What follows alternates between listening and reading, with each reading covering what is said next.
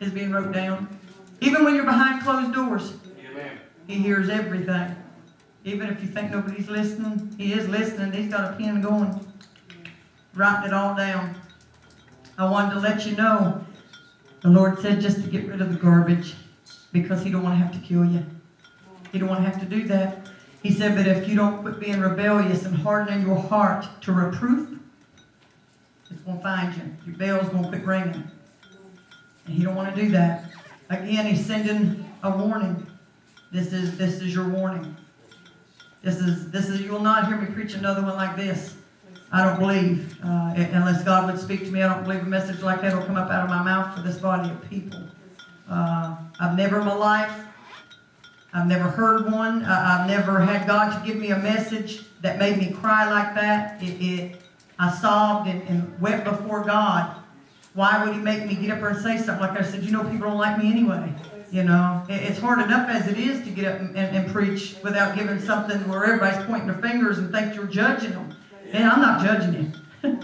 This is judging you. And if you get mad, then you best be a marking up, because this is what's making you mad.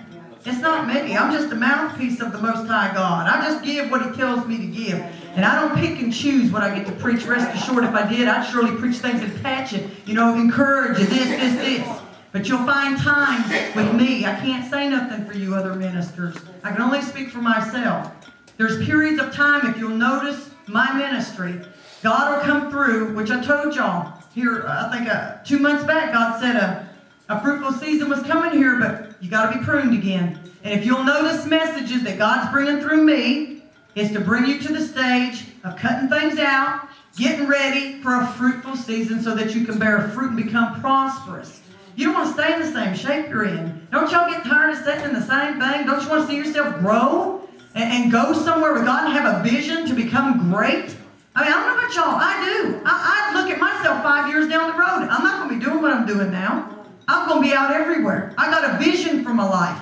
I'm not going to stay in 5 or 6 churches. I know I've got a vision that God is going to take me somewhere. He's going to help me to help other people. I don't want to stay in some corner somewhere where I can't help nobody. I don't want to sit like, I want to be profitable to the people. And I want you to be profitable. I want us to work together. Everything that I do, everything that comes out of my mouth for this body is for us to work together. It ain't for me to think I'm better than you, even when it comes to my singing and stuff. And God reveals things to me. Don't think that He don't. He reveals things to me about people that have bad thoughts toward me and think that I think I'm all this. I don't. And if you would walk in my shoes in my home, and Anita's the only one in here that can honestly, I lived with her for 5 months. She knows me inside and out. She knows my weaknesses. Of course, she'd never tell it because I trust her. But she knows things that nobody else would know. She sees me human. She sees me human to where most people wouldn't look at a person like that. They think, well, you know, they're above reproach and they don't mess up. And listen, I'm probably worse than anybody in here. I got my own battles I'm trying to fight. Just because I walk in here with a smile on my face don't mean I'm not going through what you're going through. I fight the same thing you do. I got the same flesh you got, except I think mine's worse than yours. You know, my flesh is worse because y'all, most of you in here is married. My flesh, I don't have a mate. So obviously my flesh will fight me to where y'all's won't fight you like that, because you can go home to your mate. That would be my biggest one. I know I should probably be telling you that. I'm not saying I'm lusting after nobody, so I don't want no bad thoughts to be coming up here. I'm just telling you that would be a big battle for me, going years without, and I was married for 20 years and had 3 kids, so you could imagine. Everybody's battles are different, but nonetheless, we're all fighting battles and trying to endure and make it to the other end. The thing is to keep the flesh under subjection, keep the garbage out. You know, and I tell Anita, if you don't believe me, she's sitting there, ask her. I tell her, I said, Anita, if you hear me say something that I shouldn't, I said, I want you to tell me. But she's sitting here. Before she would ever get to open her mouth, the Lord would quick me, man. And I'll quote a scripture. She'll start like, I don't have to say nothing to you. That's right. I mean, if you got an ear and you'll listen to God, He'll quicken you right real quick. But you know, you can harden yourself and shake it off. You can go on down the road and just go on and keep talking. Go on, keep talking. Lord will let you. He won't stop you. There won't be no bullet come up there and stop you from talking. He'll just let you keep going on your merry way. He'll try again to correct you. If he tries again and you do it, you're going to find little bit by little bit. I told this to to this other church. Back when I was smoking. Yeah, back when I was smoking. And I struggled with cigarettes, but I told y'all the story. So don't be looking down your nose at me now. Like y'all don't struggle with nothing in your life. Just because it's a cigarette don't mean mine's worse than yours. Anyway, back when I had a problem with cigarettes, I was outside smoking, and I heard a woodpecker. Man, he's pecking away on that wood, and the Lord spoke to me and said, "You hear that woodpecker?" Yeah, I hear that woodpecker. He said, "That tree is you, and I'm that woodpecker." He said, "I'm going to keep pecking until I get through." And I was like, I kind of put the cigarette out. I kind of put it out and I went in the house.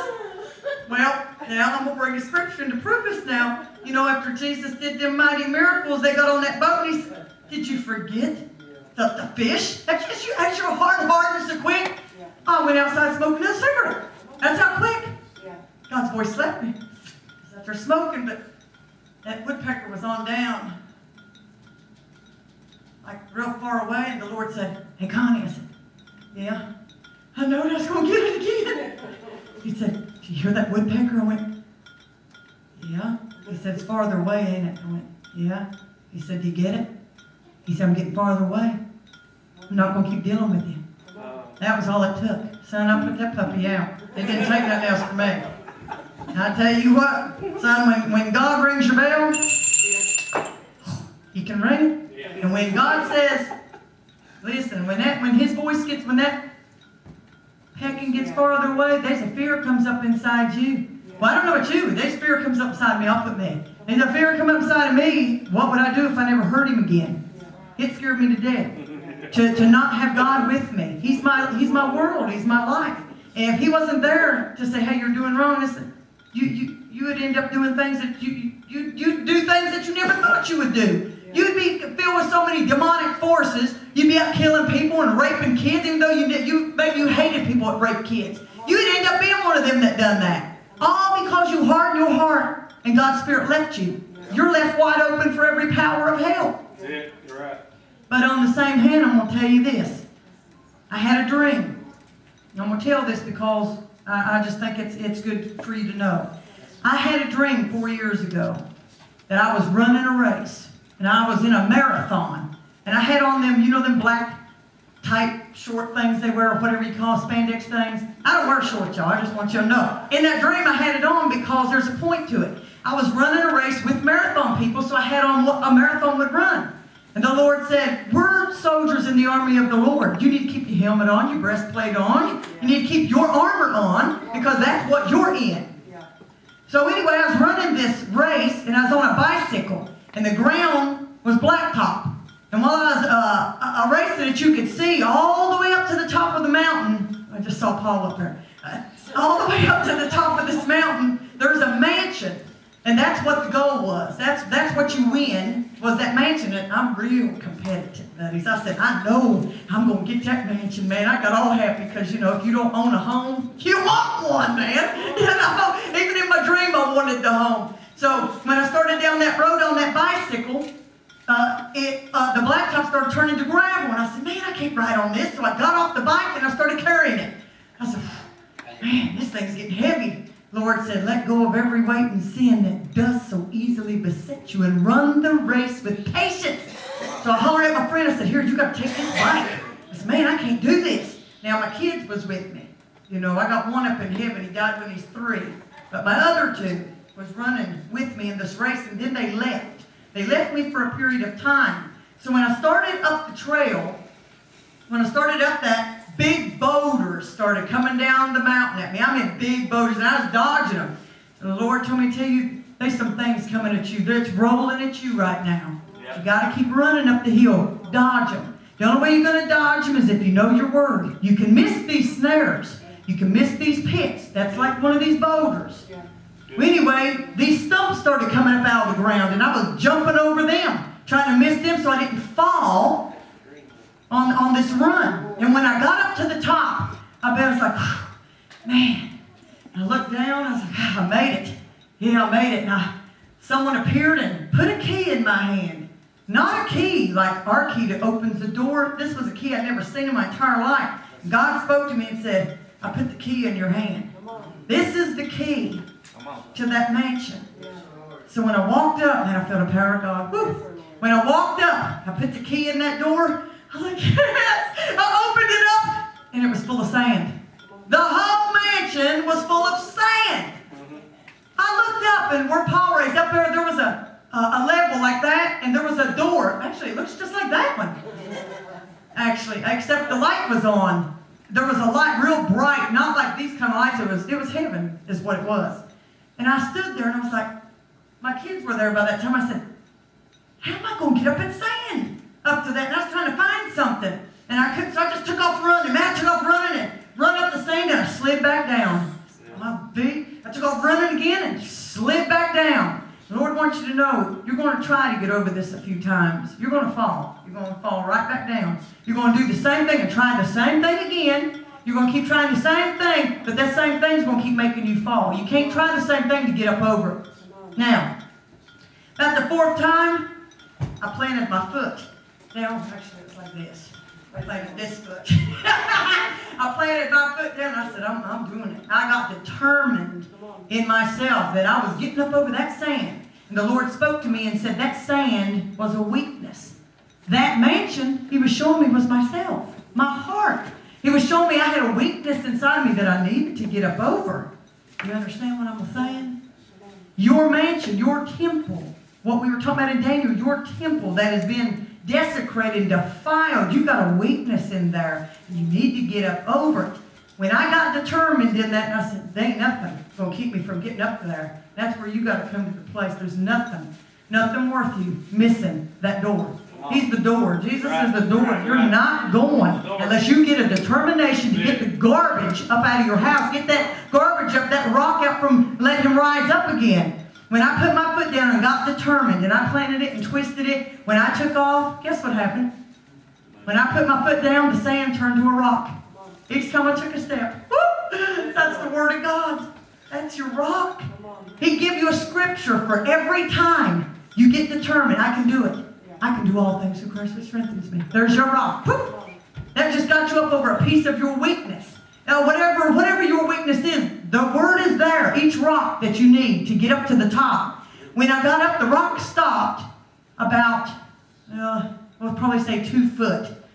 Now, there ain't no possible way, as big as I am, that I could pick one of my youngins up. I'm holding on onto the floor up there with one hand, and I'm picking my kids up, and I'm throwing them up through that door. Now, in the natural, you can't do that. That's what the Lord said. He said, not by your might will you get over this weakness. Not by your power, but by His Spirit. He gave me the strength and the dream to pick my kids up and push them through that door. And I'm holding on to that because it shows me my kids are going to be saved. I ain't letting that go for ain't no devil in hell. I don't care what they're doing right now. I don't care how much dope they're doing. I know what God showed me, and they will make it. Now, after I got them up, I was so weak physically from one-handed trying to put them up through there. I was going, how am I going to pull myself up through there? Not pulling myself and pulling, and I could see myself trying to do that. I can do that now. But I was pulling myself and pulling myself, and I got the strength and pulled myself up and made it through that door. But with God's help, with His power, His Word, His Spirit, there's nothing that you can't get rid of. Whatever it is slowing you down, let go of the weight and the sin. Let it go. Run your race. Try to help the one next to you run it. You know, if you think you're doing all right, strengthen the one that's weak next to you. Maybe they ain't running as fast as you're running, and get them up where you're going. But get up out of your life what is stopping your growth and your progress. Because if you let something continue to stop you, you're not going to make it. If you don't get rid of it, if it stays with you when He comes, I dare to say you ain't going to make it. You can't go if there's sin in your life. That's the Word. He said you can't go. None of this is going to make it to heaven. None of it. It means hating your brother, jealousy, envy. It don't matter. None of this is making it. It's only the Word that's going to stand. Everything else is going to pass. It's the only thing. And this is forever settled. So what was given to you is forever settled by Him. That was all I had. But I want to need to do that great I am. Because the great I am is what's going to help us. And I don't want you to forget. You keep a fear of God. And go search yourself. And if you don't think there's nothing in your life, you should pray anyway to search yourself. It's not like how Paul put it. Everybody should be up here. There shouldn't be nobody that ain't up at the altar. And if you got too much pride that you can't come up, that's right there shows you got some garbage in your life. You better look at that piece of paper and see if that was one of them that you had in your hand. But I love you. God loves you. And I do want you to know, when I preach on the 24th and 25th, this was not planned. I mean, Paul sat there, you can ask him. This was not planned for me to preach. I didn't know until Tuesday that God was going to do this, but I will let you know this. The message come Wednesday or Friday, Saturday and Sunday, the 24th and 25th. It will be a part 1 and a part 2 message. And it will kind of leave off from where this left off. So I don't want to leave you in the dark. So it's something that God give me. You guys will make sure you use the bathroom, like I tell you, before you come up here and listen, because some of you will be busting a gut laughing, and then some of you may get upset and mad. But we'll have an altar up there that night too, so you can come and pray that night too.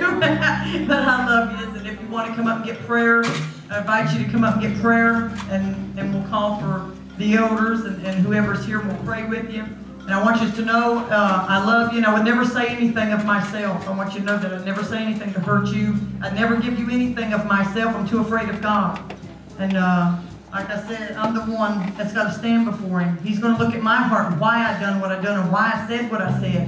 And I want you to know I don't pick these things. God does that. And if you think it's easy, then you need to come and ask the Lord to let you walk a mile in my shoe. It ain't easy. It's not easy bringing something so forceful and so strong to try to help you make it. It's not easy. And you need to pray for the ministers that get up here, because I'm telling you, you don't know what they for. And it's something. So I love you. So I want you to know I love everybody in here, okay? God bless you. I can't wait.